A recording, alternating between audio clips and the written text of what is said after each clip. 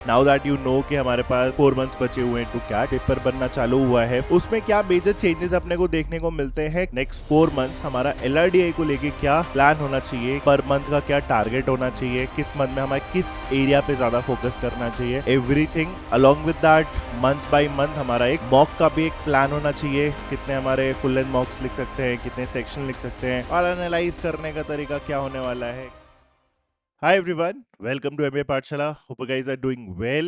So आज एक बहुत important discussion है अपना and now that you know कि हमारे पास approximately 4 months बचे हुए हैं to CAT, right? We want to discuss a clear cut strategy, a clear cut way forward कि अपने remaining जो हमारे पास 4 महीने बचे हुए हैं in the next 4 months हमारा LRDI को लेके क्या एक प्लान होना चाहिए, क्या हमारा टेम्परामेंट होना चाहिए, right. Everything from important topics जो कि पास्ट फ्यू ईयर्स में ज़्यादा नंबर में आए हैं, ज़्यादा रेलिवेंट रहे हैं, along with that preparation strategy, किस तरीके से हमें चीज़ों को प्लान आउट करना चाहिए एंड मूविंग फॉरवर्ड हमारा पर मंथ का क्या टारगेट होना चाहिए, किस मंथ में हमें किस एरिया पे ज़्यादा फोकस करना चाहिए, कब मॉक टेस्ट पे ज़्यादा फोकस करना चाहिए, कब हम अपने अभी भी कॉन्सेप्ट्स पे काम कर सकते हैं।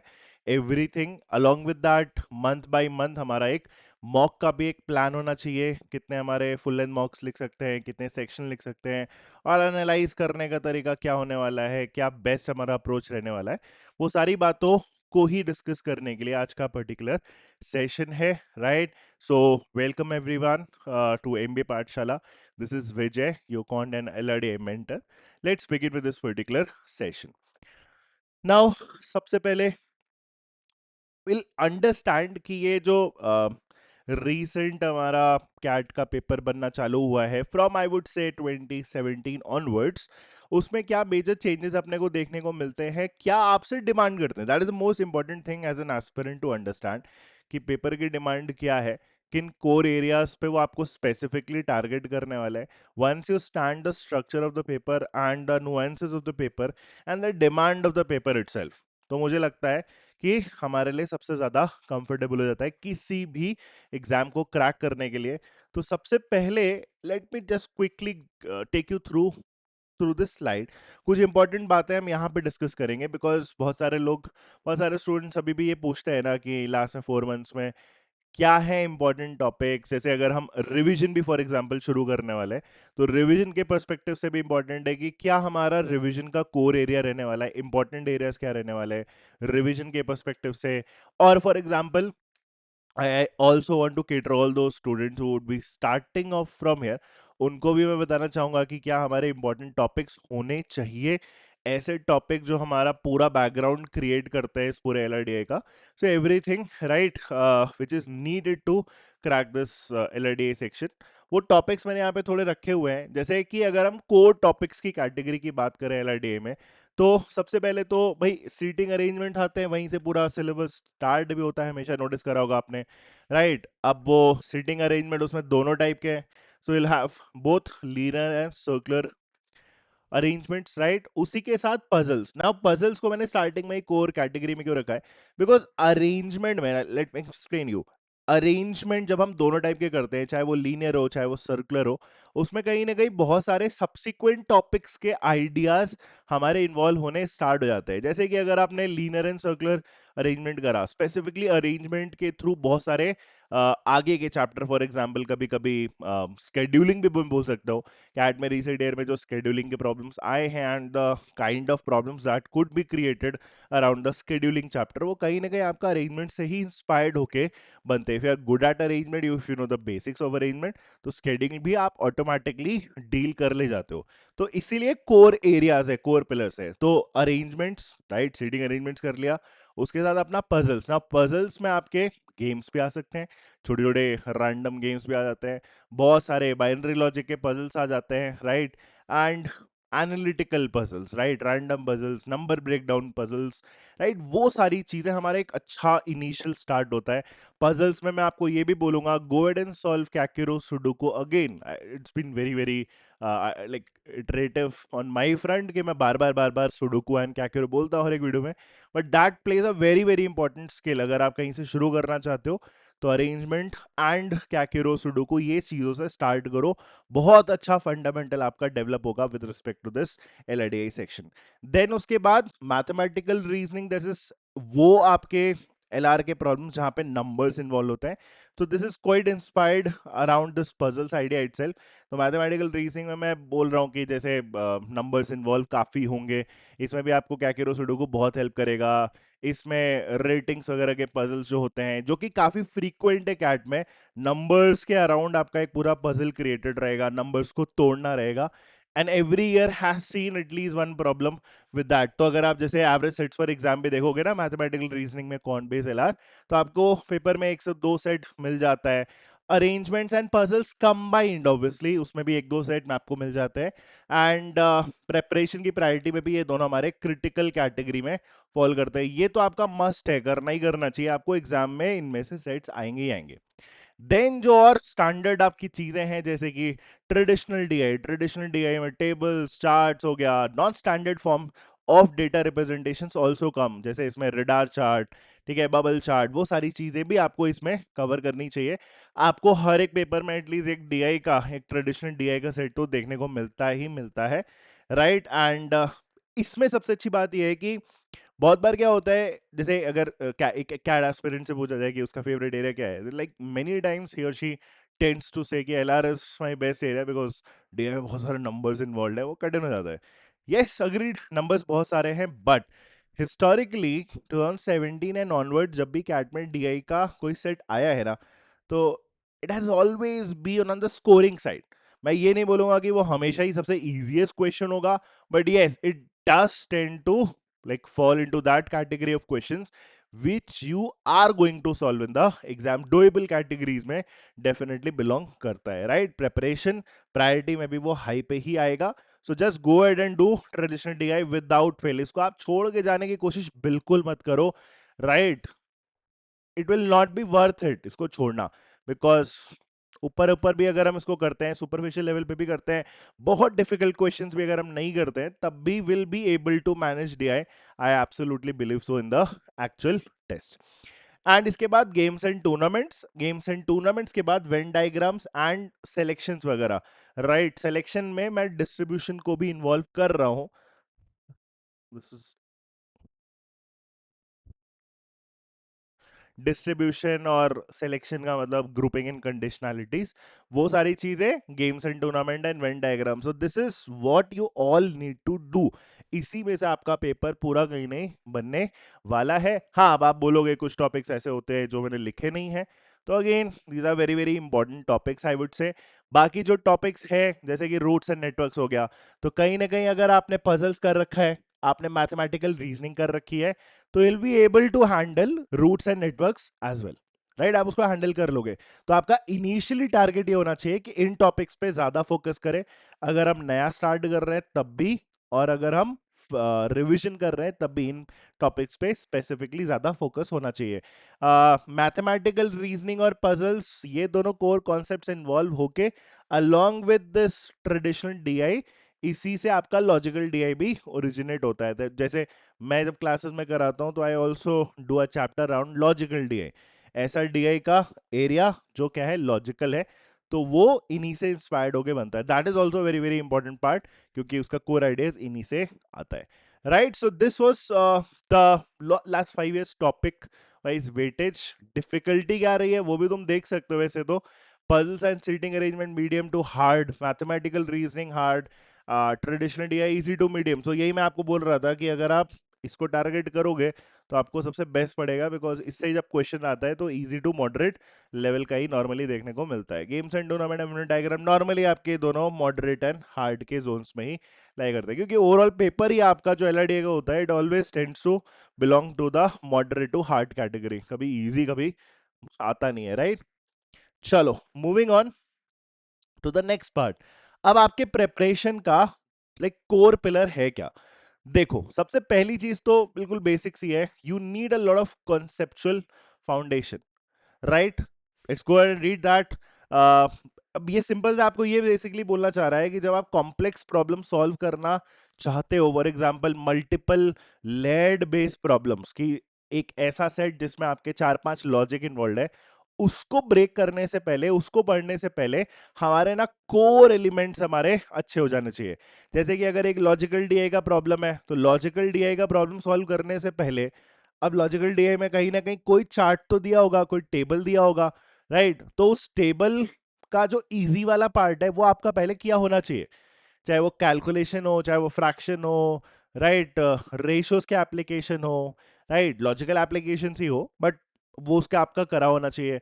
सिमिलरली कोई अगर आप बहुत डेंस पजल सॉल्व करना चाहते हो, तो उससे पहले आपने कहीं ना कहीं नंबर्स के छोटे इक्वेशन सॉल्व कर रखे हो, कैकिरो सॉल्व कर रखा हो, सुडोकू सॉल्व कर रहा हो, ये आपका टारगेट होना चाहिए। जैसे आगे जो प्लान बताऊंगा उसमें भी यही आपका टारगेट इनिशियली होना चाहिए कि पहले हम डिफिकल्ट एरिया से जाने से पहले पहले हम अपने जो कोर एलिमेंट्स है उनको अच्छा करें, right? So you should never skip topics like arrangements, distributions, number breakdown puzzles in the initial stages of your preparation. क्योंकि जब आप उनको वहां पे skip करते हो ना, तो उनका जहां जहां एप्लीकेशन आता है, चाहे वो आपका लॉजिकल डीआई हो, चाहे वो कभी कभी रूट्स एंड नेटवर्क्स हो आगे, राइट, स्केड्यूलिंग हो, तो वहां पे फिर अपने को प्रॉब्लम फेस होती है, बिकॉज इनिशियल टॉपिक्स के जो कंडीशंस होते हैं वही कंडीशन आगे जाके आपको एक डिफिकल्ट सेट में भी छोटे छोटे एलिमेंट्स में इन्वॉल्व होते हुए दिखते हैं। And that takes me to the next idea of your entire preparation, that is pattern recognition. बहुत बार स्टूडेंट्स ये पूछते हैं कि स्पीड कैसे बढ़ाए, जैसे प्रिपरेशन आप कर रहे हो तो विल डेफिनेटली ऑब्जर्व कि मेरी पैटर्न, मतलब स्पीड कैसे बढ़नी चाहिए मेरी। अब देखो, स्पीड बढ़ने का ऐसा कोई लाइक ये तरीका नहीं है कि आपका हाथ तेज चलने लग जाएगा या बहुत तेज दिमाग चलने लग जाएगा। दिमाग अपने आप अपनी पेस पे धीरे धीरे धीरे धीरे कोप अप करेगा जो आप ये कर रहे हो, राइट? तो पेस बढ़ाते कैसे? सी, पेस बढ़ने का सिंपल सा तरीका है कि आप जितना ज्यादा उस पर्टिकुलर क्वेश्चन से फेमिलियर रहोगे, जितनी जल्दी उसके कंडीशंस ब्रेक होंगी, उतना ही जल्दी वो सेट सॉल्व होगा। क्योंकि आप कोई नॉर्मली जब आप इनिशियली कोई टॉपिक उठाते हो, कोई उसका डिफिकल्ट सेट करते हो, किसी एक सिंगल कंडीशन को हो ही सकता है आपको ब्रेक करने में 5 मिनट लगता हो। But if you are familiar with that condition or the type of logic used in that condition, तो अगर वो फेमिलियर है वो कंडीशन, तो शायद वो आपका 1-2 मिनट में ब्रेक हो जाए, एंड दैट एक्स्ट्रा 3 मिनट जो आपने सेव करे वही आपका टाइम सेव्ड है in that particular set. So that is all about pattern recognition. तो पैटर्न रिकग्निशन में ओवरऑल आपको हमेशा क्या ध्यान देना है? LRDA is not about formulas, right? LRDA is not about formulas. इसमें जब भी आपको कोई नया लॉजिक मिले, फॉर एग्जांपल कोई साइड सॉल्व कर रहे हो, जब भी कोई नया लॉजिक आपके सामने आ रहा है which you are not aware with, ऐसा जब आप बोलो कि यार ये मेरे से ना खुद से नहीं होता, यार ये तो नया सीखा, this is something new to me, just go ahead and write down in a diary. LRDA की एक छोटी सी डायरी बना ली, राइट, उसमें लिख लिया, एंड उसको फ्रीक्वेंट बेसिस पे, ओकेजनल बेसिस पे उस पर्टिकुलर डायरी को मेंटेन भी करा एंड उसको रिवाइज भी करते रहा। Because LRDM is also about revision, कितना ज्यादा आप दिमाग में बैठा पाते हो वो भी बहुत मैटर करता है। ऐसा नहीं है कि दिन भर सेट सॉल्व करते जा रहे हैं, वन साइडेड चल रहे हैं, ऐसे जा रहे हैं, ऐसे जा रहा है, कोई पॉइंट नहीं बनेगा, उसको थोड़ा उसको रिवाइज करना पड़ेगा। एंड इसमें भी वही सेम चीज मैंने समझाई। बहुत बार क्या होता है, जो क्वेश्चन हम सॉल्व करते हैं चाहे किसी भी चैप्टर का हो, बहुत बार उस क्वेश्चन का एक छोटा सा टेम्पलेट उठा के किसी दूसरे सेट का पार्ट बनाया जा सकता है। जैसे कि यही सिंपल सी चीज, बहुत बार स्केड्यूलिंग के जो प्रॉब्लम्स होते हैं वो कहीं ना कहीं अरेंजमेंट और लॉजिकल डीए का मिक्स होते हैं। इसीलिए सिलेबस भी ओवरऑल देखोगे तो एक्चुअली में छोटा है। जो कोर हमारे एलिमेंट्स है उनको अगर आपने एक बार कर लिया तो आपका बाकी का पार्ट भी हो जाता है। Even if not been told कि रूट्स एंड नेटवर्क जैसा कोई चैप्टर है, तब भी अगर एग्जाम में रूट्स एंड नेटवर्क्स आएगा, even then you will be able to handle that. That is the whole idea. तो आप पैटर्न को रिकॉग्नाइज करने की कोशिश करो, पैटर्न्स को याद रखने की कोशिश करो इन the initial stages of your preparation. तो यही हमारे दो मेन कोर पिलर्स है कि हमारा जो बेसिक्स होना चाहिए वो अच्छा होना चाहिए। डिफिकल्ट पे जाने से पहले थोड़ा टाइम इन्वेस्ट करके अपने फंडामेंटल्स पे काम कर लो। See that you are not lacking in the initial principles.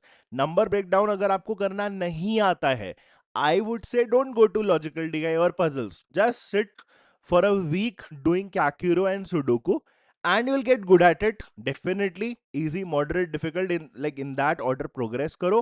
And एक वीक के बाद जब आप अच्छे हो तब आप जाके उस पर्टिकुलर टॉपिक पे जाओ. क्योंकि जब आप उस पर्टिकुलर टॉपिक पे जाते हो और आपके सामने नंबर ब्रेक डाउन करने का आता है, और मेरे कहने पे भी अगर आपने प्रैक्टिस नहीं करी होती है उस चीज के पीछे, तो आप लाइक डिफिकल्टी फेस करते हो. एंड देन आपको लगता है कि टॉपिक तो डिफिकल्ट है, and then you leave it aside. But वही एक्चुअली में पेपर में करने लायक भी है.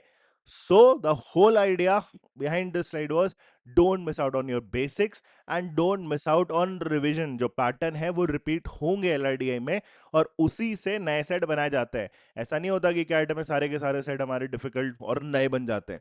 बिल्कुल रेपिटेशन होते हैं, कोर आइडियाज रिपीट होते ही होते हैं. You just need to revise the core ideas, you need to practice the core ideas, right? So that should be your temperament. Now let's come to the 4 month study schedule. अब इसमें जो आपका track होना चाहिए 4 months का जो flow होना चाहिए, उसमें अगर हम अपना मंथ 1 से स्टार्ट करें, that is will be beginning with August. तो अगस्त के मंथ में हमारा फाउंडेशन वाला पार्ट अच्छा होना चाहिए. फाउंडेशन वाले पार्ट में जो हमारे कोर पिलर्स है, जैसे अरेंजमेंट हो गया, डीआई के कोर एलिमेंट्स हो गए, राइट, एंड जो हमारे वो नंबर ब्रेकडाउन के सिचुएशंस है, उनको करो. तो if you want I can tell you also the topics. जैसे कि यहाँ पे आपका अरेंजमेंट अच्छा हो जाना चाहिए,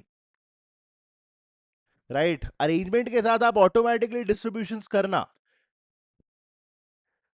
because distribution is basically an extension to arrangement itself. वो अरेंजमेंट जैसा ही होता है. तो अरेंजमेंट डिस्ट्रीब्यूशन करते ही साथ आपका एक ना एक क्वेश्चन का लेआउट तैयार रहता है एग्जाम में, याद रखना, ठीक है? तो एक तो अरेंजमेंट डिस्ट्रीब्यूशन से शुरू करो, उसके साथ अपना कोर डीआई करो, और उसके बाद नंबर्स ब्रेकडाउन वाले पजल्स.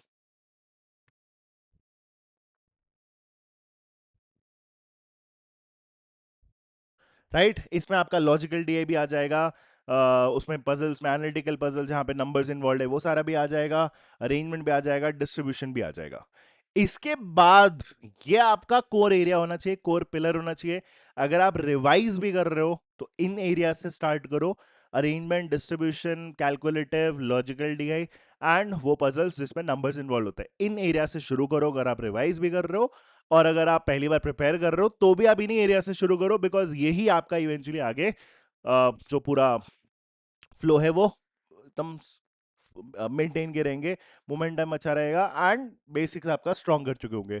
देन जब आप मंथ 2 पे जाते हो तो अपने इन कोर पिलर्स को और स्ट्रेंथन करना है with the remaining topics obviously. तो जो भी पजल्स के रिमेनिंग एरियाज है, या फिर आपका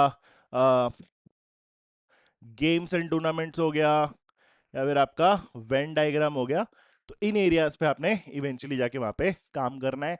मिक्स सेट्स पे काम करना है, ऐसे सेट जिसमें इन्हीं सारे टॉपिक्स के कॉम्बिनेशंस यूज होते हैं. So you can do a simple target, arrangement, distribution, calculative DI, number based puzzles इस एरिया में, जोन में करना है. देन यहाँ पे जाके अपने को अपने जो बाकी डिफिकल्ट एरियाज है उनको अच्छा करना है, पजल सॉल्व करने हैं, जीएनटी करना है, games and tournament, and Venn diagram. This should be your target. Once you're done with that, then you can move on to smaller topics, scheduling, route and network. उसमें कोई बहुत theory नहीं है, you just need to solve 10-20 questions from both those topics and will be pretty much done. तो ये आपका target है पहले 2 महीने का. Now with respect two month 3 and month 4, इनमें मेजर फोकस हमारा क्या होने वाला है? टेस्ट का होने वाला है, बिकॉज टेस्ट के बिना कुछ भी नहीं होगा, राइट? सो मंथ 3 में हमारा क्या होना चाहिए? Frequent, full length and sectional mock होना चाहिए. अब मैं एक और प्लान बताऊंगा नेक्स्ट स्लाइड में, will get more idea. And उसके साथ हमारा सेट सिलेक्शन का एक क्लियर कट फाउंडेशन स्टार्ट हो जाना चाहिए. रिगरस प्रैक्टिस होनी चाहिए कि कैसे हमें सेट को चूज करना है, कैसे उसको छोड़ना है, कितना टाइम देना है, everything, right? Under time pressure हमारी टेस्ट टेकिंग एबिलिटी डेवलप होनी चाहिए. तो मंथ 3 में हमारे फुल लेंथ और सेक्शन मॉक के कॉम्बिनेशन स्टार्ट हो जाएंगे. ऑब्वियसली पीछे की चीजें रिवाइज होंगी. इसी टाइम पे हमारे पीवाईक्यूज भी स्टार्ट हो जाने चाहिए. You should be ideally solving PYQs around this particular time. Last के 2 महीने में पीवाईक्यू सॉल्व करते हैं. एंड देन मंथ 4 में क्या है? That is actually the time to consolidate. Consolidate is very very important for you. यहां पे आपने कोई भी नया टॉपिक नहीं पढ़ना है.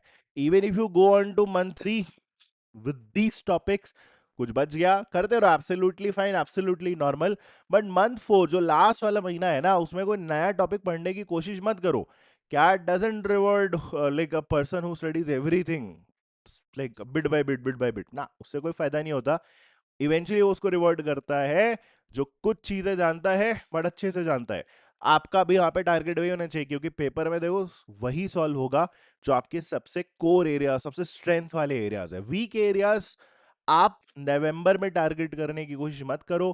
पहले ही जो तो कॉन्फिडेंस भी डाउन होता है क्योंकि क्वेश्चन सॉल्व नहीं होते उस एरिया के, और दूसरा पेपर में ऐसा एरिया आप कर नहीं पाओगे सॉल्व, बहुत रेयर चांस है जो आपके कोर एरियाज में लाई नहीं करता, बिकॉज इंट्यूटिवली हमारा दिमाग वहां पे जाता ही नहीं, हमारा कॉन्फिडेंस नहीं आएगा पेपर में कि 40 मिनट में बैठ के हम चलो R&D करेंगे ऐसे टॉपिक में, which doesn't fall into my strength category. So नया टॉपिक नहीं पढ़ना है, जितना भी हमने करा हुआ है उसी को कंसोलिडेट करना है, रिविजन करना है, अपने एरर्स ढूंढने हैं, अपनी वीकनेसेस जो हमारे स्ट्रेंथ वाले एरियाज में जहां पे हम प्रोन है मिस्टेक्स करने के, वो एरियाज को टारगेट करना है।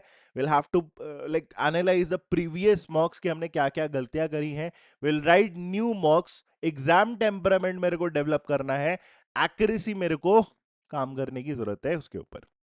तो ये एरियाज हमारा लास्ट के मंथ में होता है, purely test taking and analysing, test taking analysing, test taking analysing, and maybe solving the remaining PYQs in that period.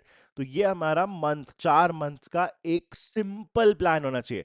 आप अपना प्लान जितना सिंपल रखोगे, जितना मैं आपको कॉम्प्लेक्स तरीके से प्लान बताऊंगा, उतना ही आपके लिए डिफिकल्ट होगा। Just pick up a preparation source, ये आप अपना एक सिंपल प्लान रखो। टॉपिक्स मैंने आपको बता दिए, ये 4-5 टॉपिक्स फर्स्ट मंथ, ये 3-4 topics next month, and then quickly move on to your test वाला पार्ट, जो भी आपको स्ट्रेंथ वाले एरियाज आपको समझ में आते हैं। If I also give you flexibility, for example आपने GNT इन वेन डायग्राम यहाँ पे करा एंड यू थिंक आपको बहुत डिफिकल्ट क्वेश्चन वेन डायग्राम में नहीं कर पा रहे हो, मैक्सिमाइजेशन मिनिमाइजेशन नहीं कर पा रहे हो, don't waste time over that in the subsequent months. जब हम रिवाइज भी करेंगे तो उसको छोड़ देना, उसको ऊपर ऊपर सुपरफिशियल लेवल पे भी आप कोई टॉपिक करके इनमें से रख सकते हो, right. And then quickly move on to test taking. ना अब टेस्ट टेकिंग के रिस्पेक्ट में बहुत क्वेश्चन आएगा कि भाई हमारी स्ट्रैटेजी क्या होनी चाहिए, राइट। अच्छा, इससे भी पहले I want to show you this slide, जो हमारा वीकली मॉक एंड सेक्शनल की फ्रीक्वेंसी होनी चाहिए, right. So August, September, October and November में अगर आप नोटिस करोगे तो ये हमारा एक बेल कर्व टाइप का है, कम से स्टार्ट होगा और फिर ड्रॉप हो जाएगा लास्ट में भी। तो अगस्त में हमारा एक full length mock per week का टारगेट होना चाहिए, 2 से 3 सेक्शनल्स पर वीक। इसमें अगर आप अभी फिलहाल 1 से 2 भी करोगे, just for beginners I would से, दैट इज ऑल्सो फाइन। अगर कोई फॉर एग्जाम्पल काफी टाइम से प्रिपरेशन कर रहा है, अच्छे फेज में है, ठीक है, टॉपिक्स वगैरह खत्म हो चुके हैं, तो उसके लिए भी है कि आप अपना एक full length mock per week का टारगेट करो, सेक्शनल्स आप 2 लिख सकते हो पर वीक, राइट। एंड इस टाइम पे अपना सॉल्विंग सेट्स कंप्लीटली, अगर एक्स्ट्रा टाइम लगता भी है तो उस पर अपना इनिशियल फोकस होना चाहिए जब हम एनालाइज कर रहे थे उस टाइम पे, राइट। और यहाँ पे एक्यूरेसी हमेशा आपका स्पीड से ज्यादा प्रेफर्ड रहेगा। जब हम सितंबर में आएंगे तो हमारा फुल लेंथ मॉक का टारगेट 2 तक पहुंच जाना चाहिए, सेक्शनल हमारे 3 से 4 पर वीक। अगर आप इतना नहीं भी मैनेज कर सकते तो कोई प्रॉब्लम नहीं है, इसमें भी आप 2 से 3 सेक्शनल्स पर वीक भी लिख सकते हो, because eventually it takes 40 minute to write a sectional, ठीक है। तो इसीलिए टारगेट आपका सेक्शंस का बहुत है। अक्टूबर के टाइम पे आपको पीक टेस्टिंग फेज मिलेगा, जहां पे आप full length mock, 2-2 full length mock per week भी लिख सकते हो, और आप 4-5 सेक्शनल पर वीक भी लिख सकते हो। देखो ओवरऑल टारगेट हमारा ये है कि हम एटलीस्ट 10 सेक्शनल तो लिखें, राइट। 10 सेक्शनल का हमारा टारगेट रहता है। तो जैसे यहाँ पे अगर हम सेक्शनल लिखते हैं तो 1 सेक्शनल पर वीक, यहाँ पे 2 सेक्शनल पर वीक, और यहाँ पे 4 सेक्शनल पर वीक, और यहाँ पे रिड्यूस करते करते 2 सेक्शनल पर वीक भी लिख सकते हैं। Obviously these numbers add up to more than 10, वो भी मैं समझ रहा हूँ। बस ऐसा है ना, जैसे फॉर एग्जाम्पल अब ये तो मैंने आपको एक अच्छा टारगेट दिया है। अब ऐसे समझो अगस्त के टाइम पे अगर हम हर हफ्ते एक फुल लेंथ मॉक लिख रहे हैं, ठीक है, हर हफ्ते एक फुल लेंथ मॉक लिख रहे हैं, तो 4 हमने फुल लेंथ मॉक यहाँ पे लिखे। अब यहाँ पे जो सेक्शनल है, ये मैंने पर वीक लिखा तो है, but you can skip a few weeks also, because full length mock आप इवेंचुअली लिख रहे होगे, स्टार्टिंग फेज में वो थोड़ा ज्यादा चैलेंजिंग भी होगा। So maybe in that entire month अगर आप 2 सेक्शनल भी लिख पाए तो भी इट इज फाइन। ये मेन टारगेट होना चाहिए, but yes that number is also good to go. अगर हम सितंबर की बात करें तो इसमें भी एटलीस्ट आपका 1 से 2 फुल लेंथ मॉक्स पर वीक का रेंज है। ओवरऑल मैं आपको बोलूंगा कि सितंबर में आपका थोड़ा ज्यादा बेटर टारगेट होना चाहिए with respect to mocks. At least आपने यहाँ पे 6 फुल लेंथ मॉक लिखने चाहिए। एंड सेक्शनल्स की अगर हम बात करें तो एटलीस्ट आपने यहाँ पे 4 सेक्शंस का तो टारगेट करो ही करो, बेयर मिनिमम यहाँ पे होना चाहिए आपका सेक्शंस का टारगेट। एंड देन जब हम अक्टूबर में पहुंचते हैं तो अक्टूबर के टाइम पे बिकॉज हम सिलेबस वगैरह ऑलमोस्ट अपना खत्म कर चुके होंगे, सिर्फ पीवाईक्यू चल रहा होगा, तो वहां पे एटलीस्ट हमें क्या करना चाहिए भाई, 2 फुल लेंथ मॉक्स पर वीक तो लिखना ही लिखना है।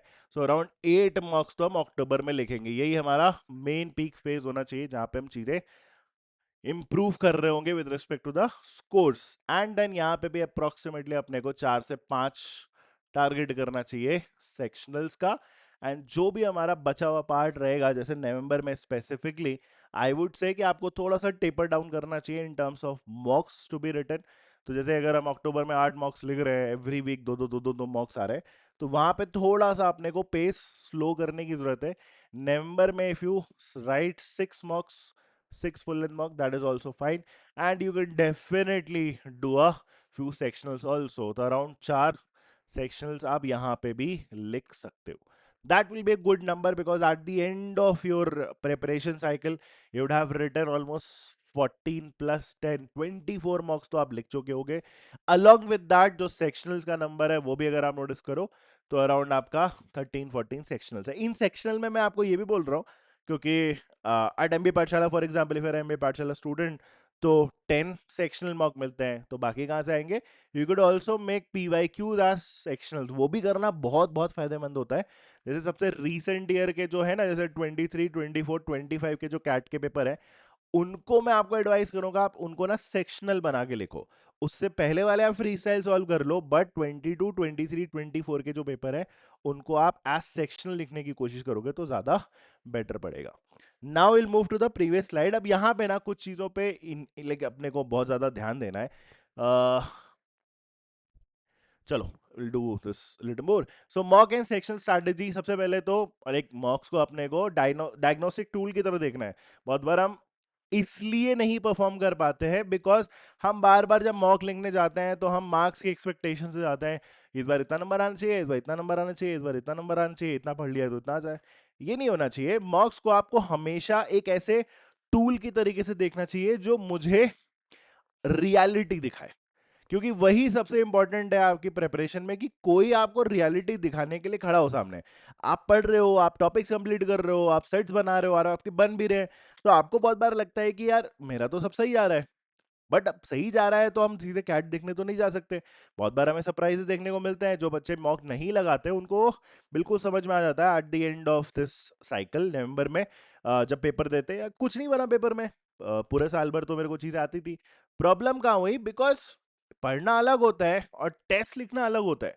टाइमर का प्रेशर, वीकनेस है, सेट सिलेक्शन, सेट गलत सेलेक्ट कर लिया तो उसको कितने देर में छोड़ा, वो सारी चीजें बहुत ज्यादा मैटर करती है। बिकॉज ये सिर्फ 40 मिनट का एक सेक्शन ही तो है, तो वो कब टाइम निकल जाएगा आपको पता भी नहीं चलेगा, right? So you need a tool to tell you कि मेरा क्या हमारा चल रहा है, राइट? हमने पढ़ा बट नंबर नहीं आया तो कहीं ना कुछ शॉर्ट कमिंग्स है, उसमें डिमोटिवेटेड नहीं होना है। उससे ये सोचना है कि यार हाँ, ये मॉक ने मेरे को ये बताया कि I still need to do this part, this part, this part, ये कहीं ना कहीं मेरे वीक एरियाज है। तो इनिशियल मॉक्स आपको ये जरूर बताएंगे, तो आपको हमेशा उसको डायग्नोस्टिक टूल की तरीके से देखना है, which uncovers your weak points, not just as score cards. Temperament का गेम है, it is always about temperament. I write it, always about the temperament you carry.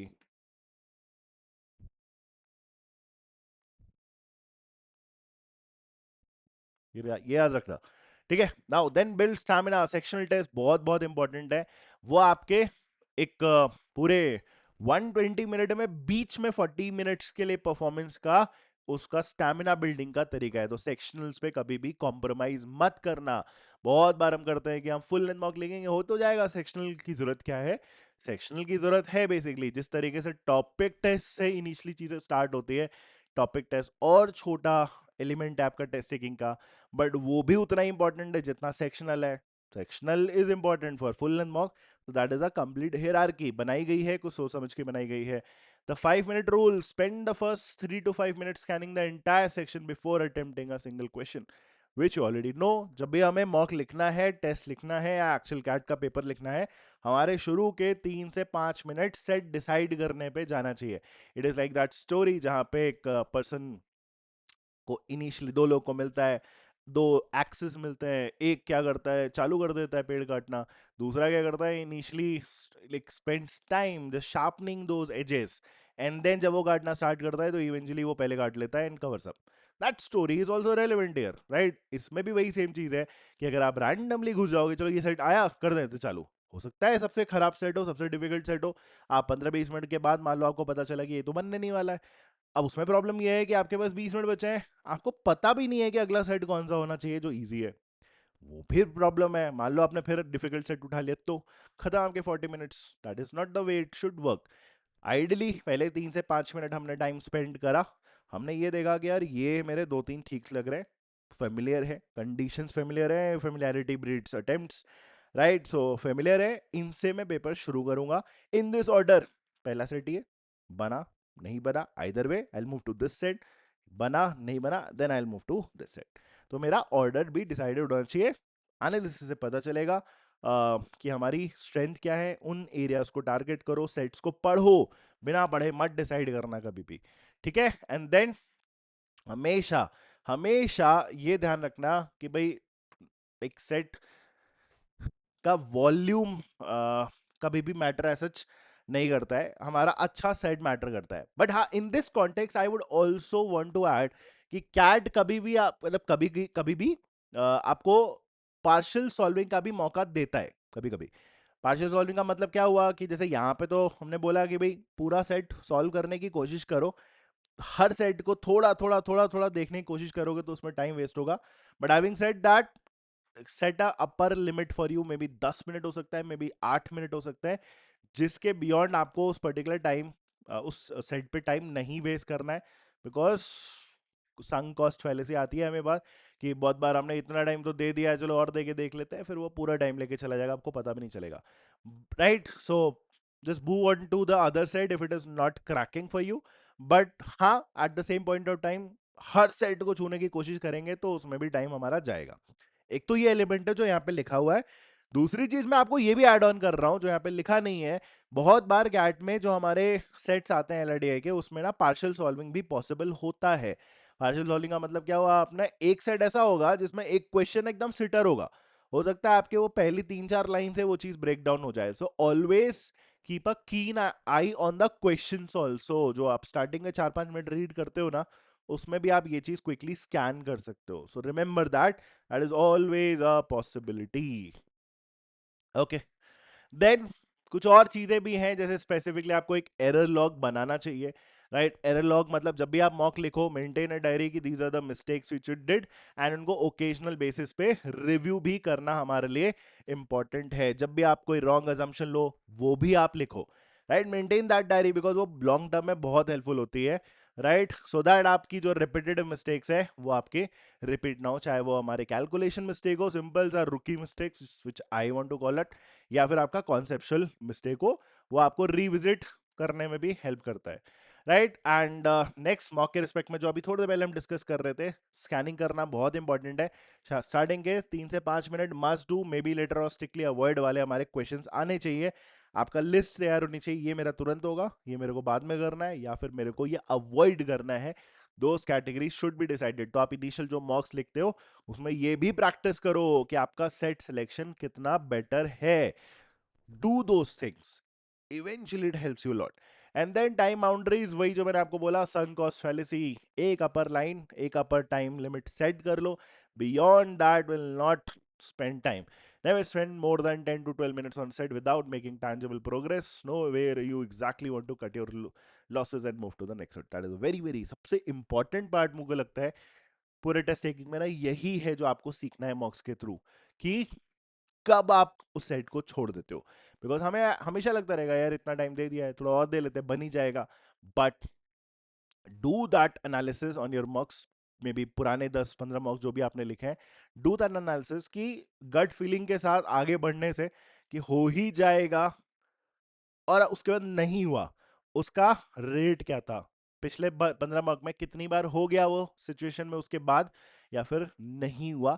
You always find कि नहीं वाला जो नंबर है वो हेविली उसको upside करता है, लाइक जो दूसरा वाला हमारा सिनेरियो है। तो नंबर्स टेल यू कि आइडियली हमारा उस सिचुएशन से हट जाना चाहिए, क्वेश्चन छोड़ देना चाहिए, तभी हम बेटर कर पाएंगे, right. And always one thing I actually wanted to add here, हमेशा ये ध्यान रखना कि लाइक कैट में जो हिस्टोरिकली नंबर्स हैं वो यही रहता है कि अगर किसी ने 2 सेट भी अगर सॉल्व करा रिसेंट ईयर्स के पेपर के हिसाब से भी, तो 95 प्लस परसेंटाइल तो आ जाएगा।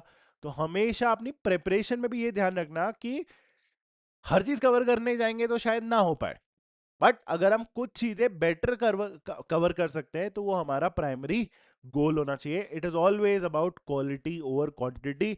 मॉक के टाइम में भी, एक्चुअल टेस्ट के टाइम में भी, एक्चुअल कैट के टाइम में भी, प्रेपरेशन के टाइम में भी, हमेशा क्वालिटी ओवर क्वांटिटी का प्रेफरेंस होना चाहिए। 10 आसान सेट लगाने से बेहतर मैं बोलूंगा कि 3-4 हम अच्छे सेट्स लगा ले, moderate to difficult kind of sets लगा ले, वो हमारे 10-20 इजी टाइप के सेट्स का उससे भी बेटर है वो, right. So this should be your next part. And then finally, consistency is the key which I actually want to add. Trust the process, stick to the schedule and focus on your accuracy. और बाकी अगर आप consistent रहोगे तो सब कुछ हो जाएगा। 4 months which you want to hear, I know 4 months क्या enough है? Yes, absolutely. 4 months में people in the past have done wonders. People have scored 100 percentile also. You'll get plenty of examples like that जो उन्होंने last के 3, 3.5, 4 महीने में preparation चालू करी और फोड़ा। तो अगर वो फोड़ सकते हैं तो आप भी फोड़ सकते हो। बस एक स्ट्रैटेजिक तरीके से आपने मूव ऑन करना है, राइट। पूरा प्रोसेस समझना है और उसको इम्प्लीमेंट करना है। Implementation is where the challenge is. Video आप देख लोगे, वीडियो आप सेव कर लोगे, वीडियो आप लाइक कर लोगे, सब कर लोगे, बट जब इम्प्लीमेंटेशन की बात आएगी तो वहां पे लगता है आपका एफर्ट। अभी एफर्ट नहीं लग रहा है, अभी सिर्फ आप वीडियो देख रहे हो। एफर्ट जब लगेगा वहीं से मेजर चैलेंज स्टार्ट होता है। चैलेंजेस आएंगे, अप्स एंड डाउन्स आएंगे, सब स्मूथ प्रोसेस नहीं होगा। 10th का बोर्ड का एग्जाम नहीं है, राइट। सो challenges आएंगे, but you'll have to stick to what you have been doing and what you have been planning to do in these next 4 months, right? And before I end this video, जो हमारा self pace batch है, अब ये important इसलिए भी है क्योंकि जो मैंने आपको प्लान बताया, अगर आप वो एमबीए पाठशाला के साथ उस प्लान को एग्जीक्यूट करना चाह रहे हो तो best thing you have the self pace batch.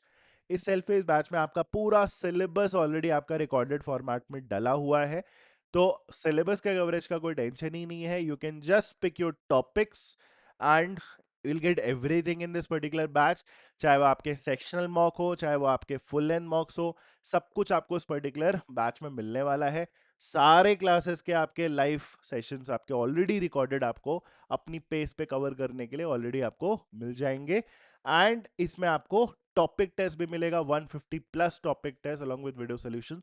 That is also a very very important feature, right? And if you want to particularly check out this particular batch, what I would advise कि talk to the team।